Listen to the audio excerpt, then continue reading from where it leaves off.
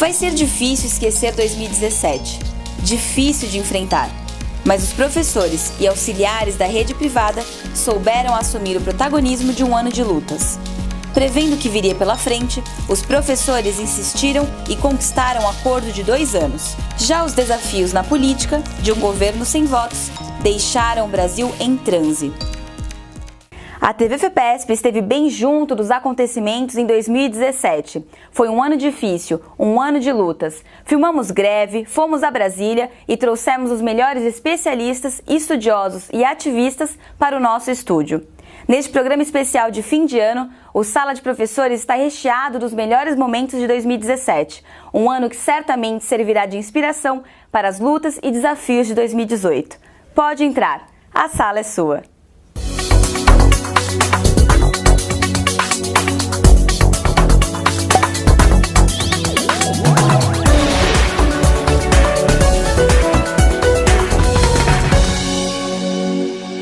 O Brasil parou no dia 28 de abril. Foi uma sexta-feira histórica. Lojas fechadas, bancos fechados, fábricas paradas. Nas ruas, o movimento foi de protesto. Um protesto em toda parte contra as reformas perversas de um governo sem voto. Pela rejeição da reforma da aposentadoria e contra a reforma trabalhista que acaba com a CLT. Antes do 1º de maio, o Instituto Datafolha revelou pesquisa mostrando que 71% dos trabalhadores são contra a reforma da Previdência. Outra pesquisa mostra que só 4% dos brasileiros acham o governo Temer ótimo ou bom.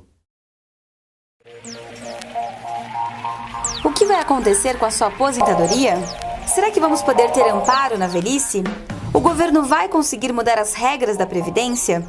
Estas perguntas voltaram à discussão nesta semana no Congresso Nacional. O governo já havia tentado mudar as regras no começo do ano, mas não deu certo.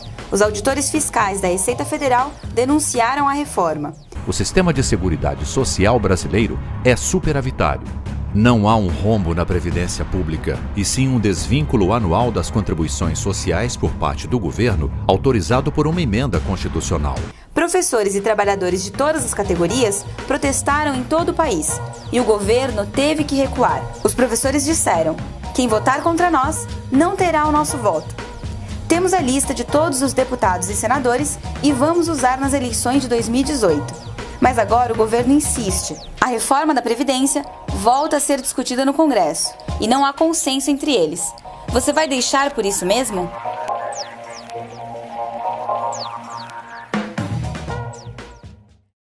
Trabalhe e morra sem se aposentar. A PEC é a extinção do direito à proteção na velhice no Brasil. O economista Fagnani afirma que o governo quer aprovar a reforma com base em propaganda enganosa, assustando as pessoas. O lema da reforma é uma reforma que é feita com base no medo, no terror, né? Então a ideia é reformar hoje para preservar o amanhã. É isso? Eu diria para você o seguinte, que o lema correto deveria ser reformar hoje para quebrar amanhã. E é isso que se considera o Estado neoliberal mínimo. O Estado mínimo, não participa da sua vida. A ideia toda é que você faz um Estado mínimo, o máximo que se admite é você ter programas tipo programa Bolsa Família, que você alguns financiamentos, que custa barato, programas de transferência de renda para os mais pobres, que eles consideram que são os pobres e tal, né? E o restante vai para o mercado. Vai para o mercado. Tá certo? Você vai ter plano privado de previdência, plano privado de saúde, plano privado de educação. Esse é o modelo. E quem não puder? Quem não puder que se dane. Que se dane. Não vai ser a primeira vez que eu vou precisar do sindicato. Sabe como é? Na instituição, às vezes, eles resolvem ser criativos. Mas o sindicato tem um departamento jurídico para me atender. Para me explicar o que a escola pode e o que ela não pode fazer. Eu não assino nada sem antes procurar meu sindicato. É o único jeito de ser protegido.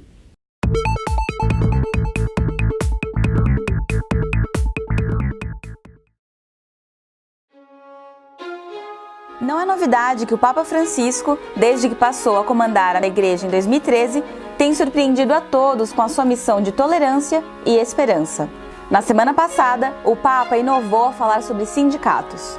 Francisco recebeu no Vaticano os representantes da Confederação Italiana dos Sindicatos de Trabalhadores que estavam em Roma para seu congresso. É uma società stolta e miope quella che costringe gli anziani a lavorare troppo a lungo e obbliga una intera generazione di giovani a non lavorare quando dovrebbero farlo per loro e per tutti.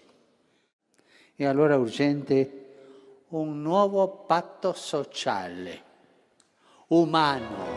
A mensagem do Papa foi clara: não há uma boa sociedade sem um bom sindicato. Franzin, nesta conjuntura, por que um empregado deve se sindicalizar? Porque o sindicato é o ente que o defende nas questões trabalhistas, contra a agressividade patronal, quando há precarização do trabalho, quando há ameaças, quando há, por exemplo, já acontecendo, empurrando terceirização de cambulhada nos ambientes de trabalho. Então não é o bispo, não é o chefe do tráfico, não é o partido político que vai defender o trabalhador de pronto, é o sindicato. Essa é uma razão mais que suficiente para ele se sindicalizar e participar da sua entidade. E você citou, João Guilherme, de passagem. Gostaria também que você fizesse um comentário sobre a sindicalização. Eu concordo com o Franzin, só acrescento uma coisa. E o que eu vou acrescentar tem um caráter utilitarista aberto. Sindicalize-se, faz bem para você. Está provado, o Adalberto Cardoso no Rio tem a numeralha, acreditem em mim, que o sindicalizado resiste melhor ao desemprego. Professor Celso, a queda do número de empregos formais e informais tem feito subir a taxa de sindicalização no Brasil. Olha, nem sempre o sindicato está na porta da escola. É sempre bom quando vem, mas nem sempre precisa. Eu fico antenada com os informativos por e-mail ou aqui no Zap. O sindicato me informa, me avisa e o que eu fico sabendo me ajuda a não ser enganada. Ainda mais agora com essa reforma trabalhista. Se eu precisar, o sindicato me escuta. Com o sindicato, eu me garanto.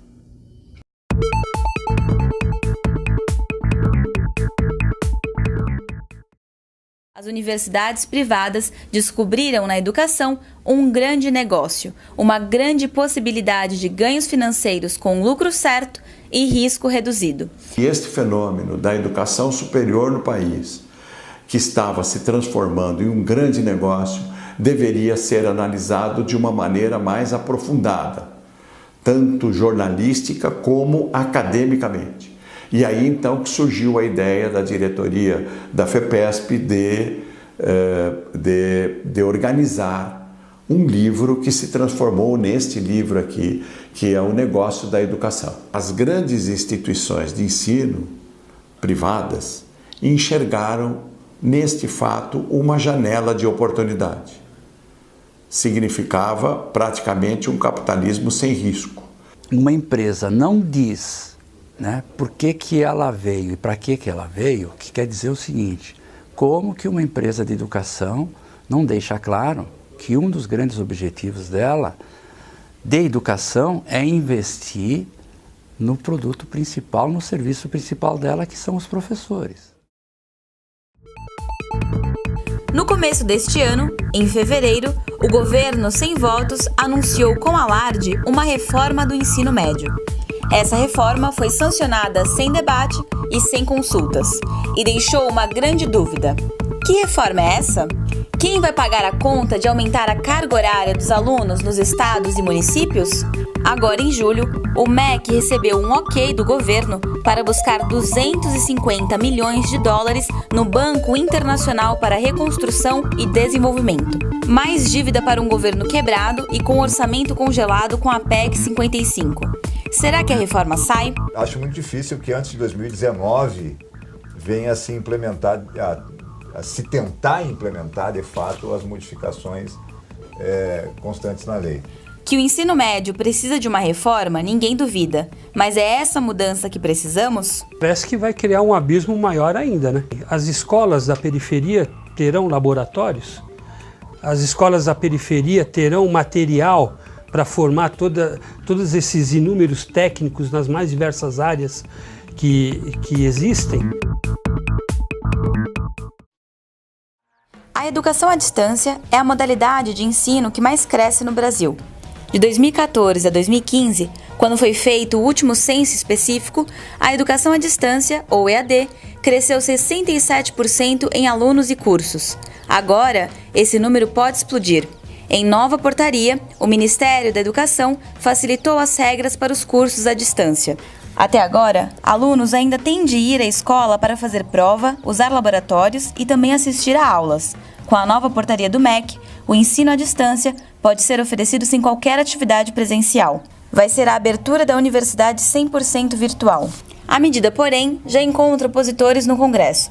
Essas legislações ampliam de maneira desproporcional a oferta de ensino superior no EAD, proporcionando até a criação de 250 polos por instituição, conforme seu conceito institucional. Os documentos não se preocupam em ampliar ou esclarecer as relações de trabalho docente, apenas mencionam a qualidade profissional dos seus trabalhadores. Novamente, a educação à distância torna-se, como em época recente, a galinha dos ovos de ouro para algumas instituições mantenedoras que querem transformar a educação à distância em mercadoria, precarizando ainda mais o ensino superior no país.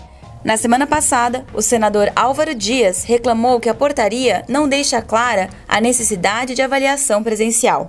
A educação à distância é o tema do Sala de Professores de hoje com o professor João Matar, mestre em tecnologia educacional. E houve e continua havendo uma tendência de muitas instituições de pensarem na educação à distância como uma possibilidade, até pela crise que a gente está passando, por vários problemas, não apenas de agora, uma possibilidade de ter um lucro lá de uma maneira diferente. Como será que o ensino é afetado nessa modalidade? Como fica a relação entre professor e aluno? Outro dia, um colega trouxe este livrinho aqui. Tem tanta coisa aqui.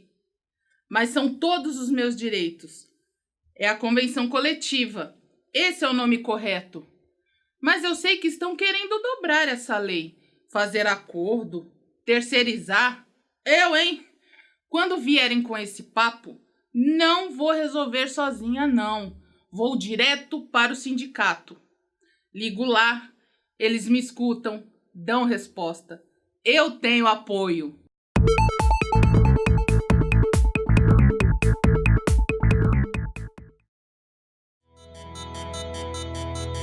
A reforma trabalhista, promovida pelo governo sem votos, começa a valer a partir de novembro. Vai ser, na prática, o desmonte das leis do trabalho e o crescimento do emprego precarizado. Trabalho temporário, emprego intermitente, férias picotadas. O seu trabalho vai valer menos e a população pode ser empobrecida. O que vai acontecer nesse ambiente de desvalorização? Teremos manifestações, desordem nas ruas, rebeldia? É uma panela de pressão prestes a explodir.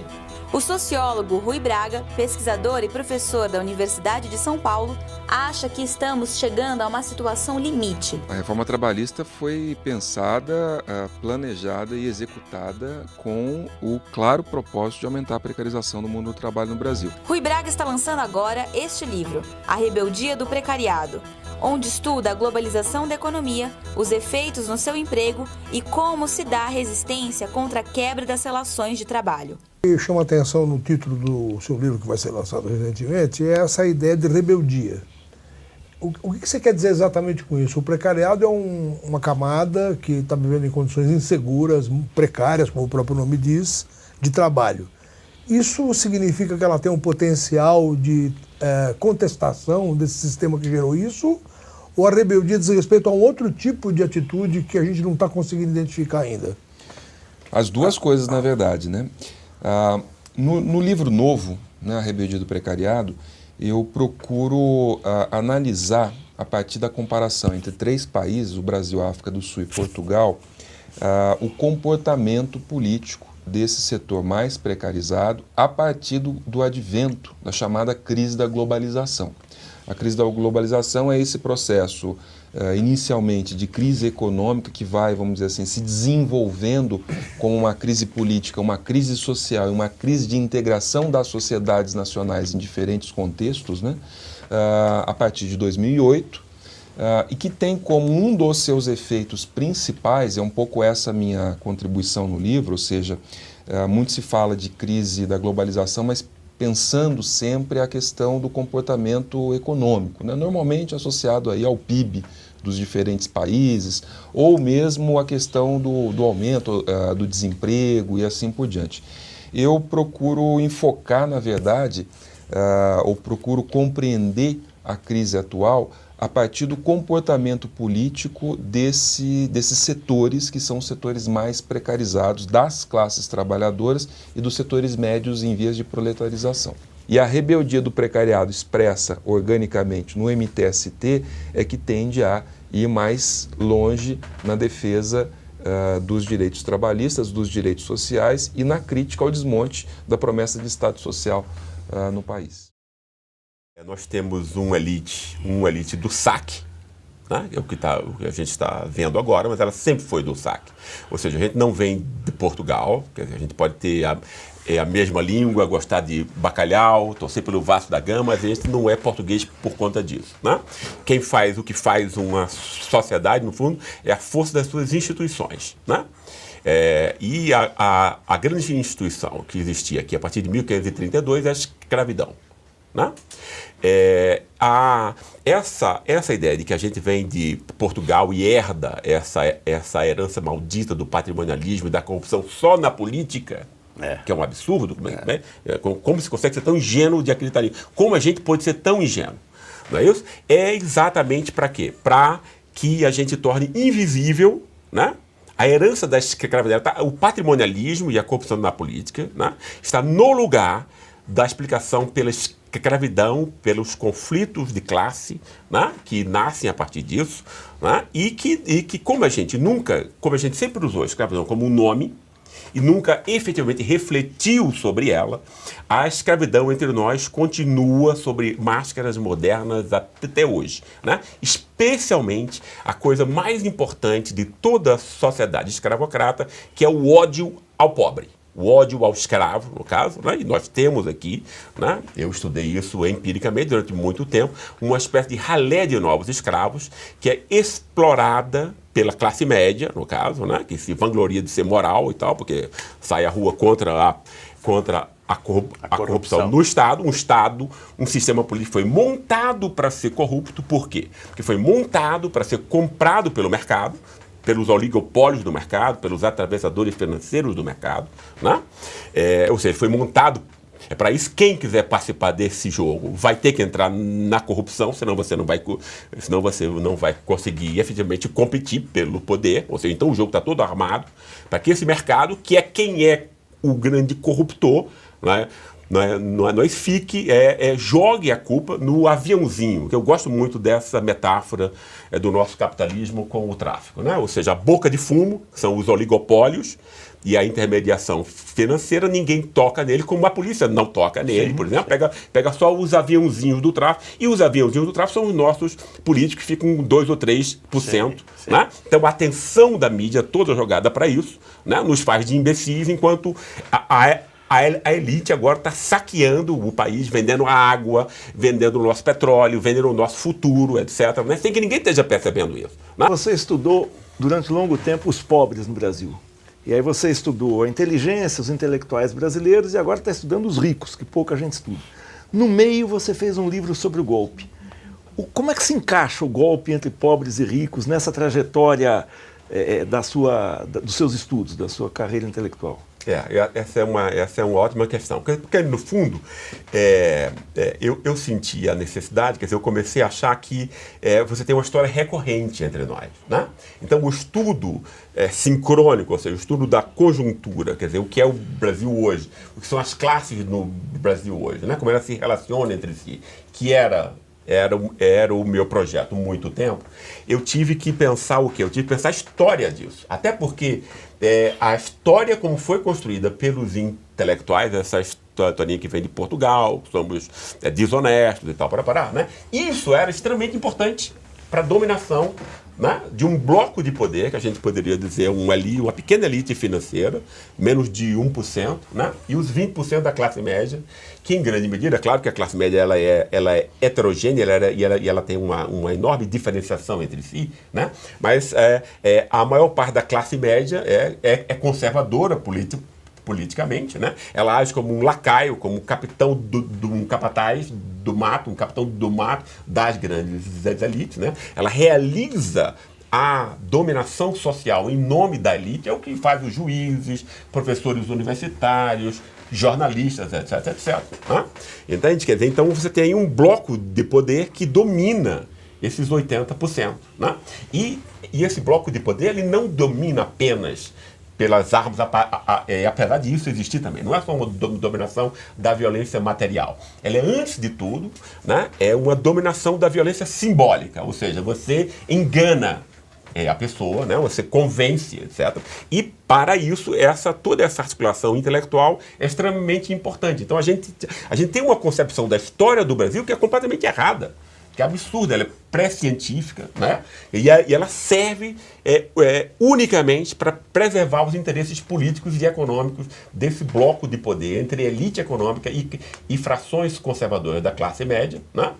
Contra a 80% da nossa população, né? Então, a percepção dessa necessidade de reconstruir essa história foi que me fez agora, né, investigar e estudar esses novos pontos. Né?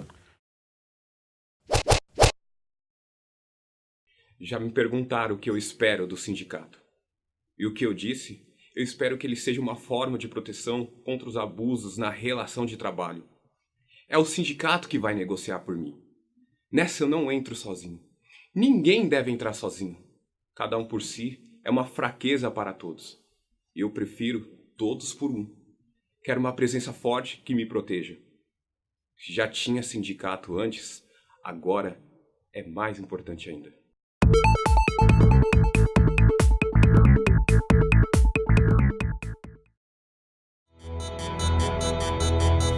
Educador, pedagogo e filósofo, Paulo Freire é o patrono da educação brasileira. Ele, que é considerado um dos pensadores mais notáveis da pedagogia mundial, possui 29 títulos de doutor honoris causa concedidos por universidades europeias e americanas.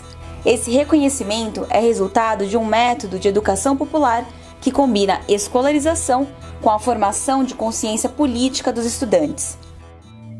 Não basta saber ler mecanicamente Eva viu a uva.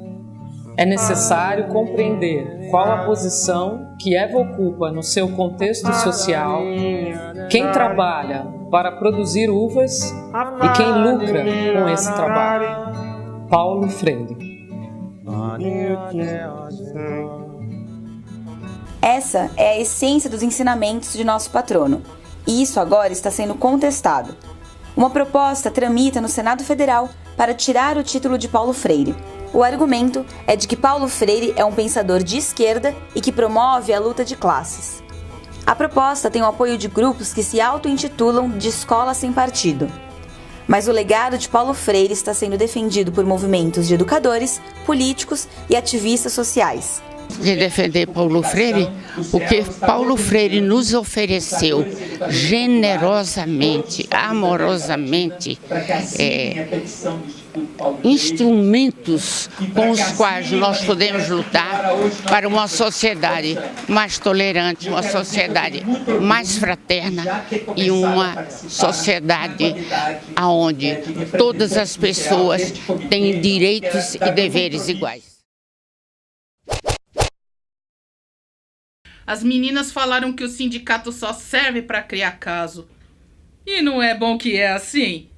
Para isso que eu pago a minha mensalidade. Se a escola começa a inventar moda, pedir pra gente fazer trabalho em casa, aumentar as horas sem aumentar o pagamento, é no sindicato que eu vou.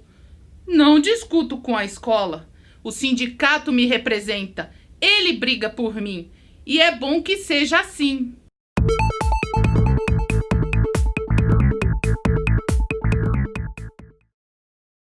Perspectivas para a educação no Brasil em 2018, falando com a Maria Isabel Azevedo Noronha Bebel, presidenta da APEUESP, Sindicato dos Professores do Ensino Oficial do Estado de São Paulo, e com Celso Napolitano, presidente da Federação dos Professores do Estado de São Paulo, Ensino Privado, e presidente do DIAP, Departamento Intersindical de Assessoria Parlamentar. Aproveitando já esse gancho, né, do DIAP, né, de assessoria parlamentar, a gente vai discutir um pouquinho agora como fazer para combater todo esse estrago que vocês já denominaram no primeiro, no segundo blocos, né? Enfim, em relação à destruição praticamente, né, que o governo quer do movimento sindical. Isso aí realmente é uma tática, né, do governo em desmobilizar os sindicalistas. Como é que vocês veem isso?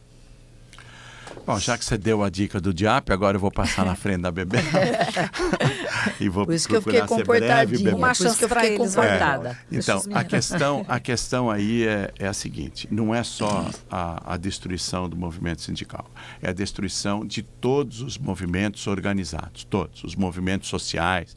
Bom, por incrível que pareça, este cidadão que é candidato à presidência da República, que preconiza a volta ao passado, a ditadura, eu não vou falar o nome dele, mas ele faz palestra dizendo que vai armar fazendeiro, que vai entregar fuzil para fazendeiro, quer dizer, para se defender contra os movimentos organizados, contra MST, etc. Então, para você ver aonde nós chegamos. Né? Que absurdo é esse, que absurdo. Mas como diz a Bebel, nós defendemos a democracia. Esse cidadão é uma besta quadrada, mas nós defendemos o direito de ele falar. Mas a população vai ter que se manifestar em contrário. Só que tem uma coisa, ele tem imunidade parlamentar no parlamento. Ele não pode também pregar ações inconstitucionais ante a Constituição fora do parlamento. Então, acho que tem que ter uma atitude positiva nesse sentido. O que eu estou falando em relação a ele, eu penso que serve para todas as ofensas que nós estamos sofrendo. Primeiro, vamos ter claro, eu acho que tem que ler uma possibilidade que nós temos, por conta até do que nós estamos pregando aqui, que é a desobediência civil, que nunca teve tão claro capital e trabalho. Sim. Nossa, nós estamos com... Se a gente souber, Celso, unir forças e fazer uma grande frente, tá certo? Para fazer o confronto que deve ser feito e enfrentamento que deve ser feito, eu quero dizer que nós temos oportunidade de desmistificar o que significa o capitalismo selvagem que está neste país. Porque ano que vem tem eleição. E aí, como é que nós vamos discutir educação?